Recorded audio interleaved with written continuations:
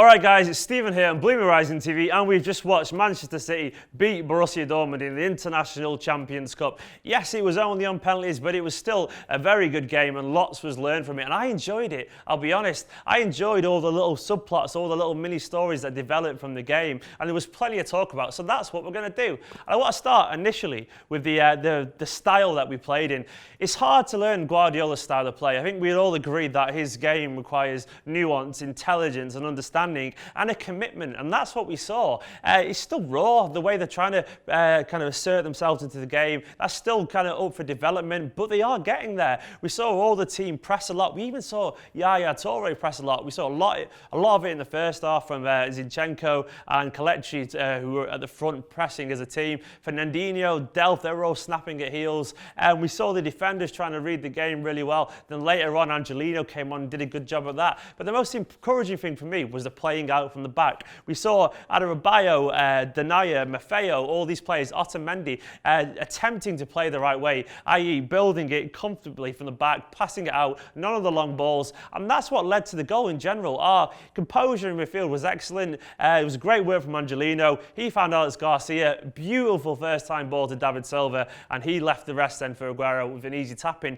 But it was poetry in motion, and that's what I'm encouraged by, because the way Pep wants his teams to play, it's just beautiful to watch. And there was already signs that we can do this and we can get it. Now, this is only after 2 games as well, and only after a few weeks in training, and it's been a rather fragmented training session as well, given the fact that they've had to fly all the way to China. It's very promising. Now, imagine what he's going to do with a little bit more time with the senior players and with the young ones too. I want to get onto the youngsters though, now I've mentioned it. Yet again, we saw lots of signs of encouragement. I thought Tosin Adebayo was excellent. He's only 18 years old. He's only ever played 3 games for City's first team. And each time he grows in stature and confidence. He reads the game exceptionally well. He's always in the right place. He's got a good turn of pace and a very natural instinct of being getting his body in front of the forward player when they're trying to get past him. He's also a good passer. Yeah, he's still got a bit to learn on that front, but who hasn't at 18 years old? The fact that he's also massive, about 6'5", and he can lead defences really well. I'm encouraged by him a lot, and I thought Denaya looked good when he came on the second half too. He's obviously not as young as some of the lads, but he's still one of our kids, so to speak, and he showed that he can read the game exceptionally well. He's got a good turn of pace. They did themselves no harm there. Maffeo, once again, when he came on right back, he was composed, solid, always in the right place. Technically excellent given the fact that he's Spanish and you would suspect him, but he showed the form that he made him nearly the EDS player of the season a year and a half ago when he was only 17 years old. And Angelino too, he came on for Kolarov and it felt almost significant, like we were seeing some kind of deep metaphor of the past kind of handing over to the future. Angelino was vibrant. He is a man out to impress Guardiola at the moment. He's full of energy, he's full of life, and he looks like he might take this chance. Kolarov wasn't bad as such, but it's the energy and the kind of dynamism that Angelino brings to his game. When you mix that with his sublime technical ability too, then you get some player. Elsewhere as well, Kelechi didn't have his best game, but he worked really hard. Zinchenko was excellent. Pep himself as well said he was a player with lots of quality and they were very happy with his performance. There was a great shot about 25 minutes into the game of Pep during the water break, already having a Kimmich kind of moment with Zinchenko where he was lecturing him on the pitch about a mistake he must have made. Then seconds later, Zinchenko brilliantly turned past the defender and nearly set up a chance. He's got a lot of natural ability. I'm looking forward to see more of him in a City shirt. But the centre-backs, I thought Otamendi was good. Obviously, we've mentioned Tosin Adebayo already and Denaya, but Otamendi was good. He read the game really well, made a couple of crunching blocks. Clichy didn't have the best game kind of at left wing back, but then again, he isn't a wing back. Navas did okay. He set up a couple of chances. He was decent. But I want to go to Angus Gunn, the other youngster I haven't mentioned.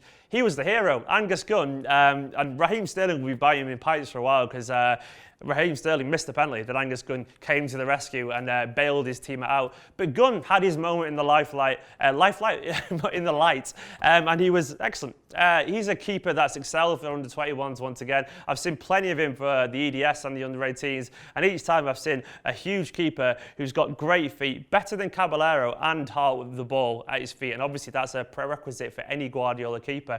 And he made the big saves in the penalty shootout. He couldn't have done much for the goal. It was kind of hit straight at him from about 6 yards through a bunch of defenders. He went through his legs, but he was kind of set as any keeper should be, and there's not much you can do there. But he'll remember this day because that was when he became the hero. Even if it was just a friendly, it will mean something for him. But I want to go on to the negatives a little bit, and that was the absentees, really. There was no Sami Nasri and there was no Joe Hart. Pep has confirmed, though, after the game that they're worried about Nasri's fitness, and in general, he's one of the ones that's not training with the first team properly because of alleged weight issues. He's not necessarily overweight, but he's not at peak physical condition. It's probably not a surprise given the fact that we've all seen accusations of being a little bit chunky behind, if I'm being totally honest. But I'm sure he'll get back to peak fitness, but they basically don't want him getting injured again. Pep said he nearly missed all of last year because of injuries, and that, in his opinion, is because he isn't in prime physical condition at the moment. And I'm going to struggle to argue with that. Nasri needs to get back and needs to be sharp. Joe Hart's another one. I don't know where he was or why he wasn't involved. It's not injury, allegedly, and it's not down to match fitness. So I wonder why he wasn't involved at all today. I hope there's nothing more to it than that, nothing more sinister in terms of maybe not being one of Pep's favourites. But we'll see. It might be that he's not quite ready yet. Fingers crossed it is just that, because I still have a massive place in my heart for Joe Hart, no pun intended, because he obviously does. He obviously is a Manchester City hero. He is. He's one of our modern day kind of legends, really. And I don't want him to be kind of shipped out of the club yet. I'm sure he isn't, but it is interesting that he wasn't involved. I thought Caballero had a bit of a stinker, unfortunately. He was excellent against Bayern, but his passing, unfortunately, during the first half was all over the place. He made a few mistakes and he let himself down a little bit there, but, you know, likeable guy. In general, though, there wasn't many negatives. I even thought Boney looked sharp at times when he came on. His finishing let him down a bit, and he should have passed at one point, but he actually showed signs of the reason why we signed him initially. He was strong and he turned really well, and yeah, it was good to see that even he may be useful if he does hang around. I'm sure he won't, but it'll be useful.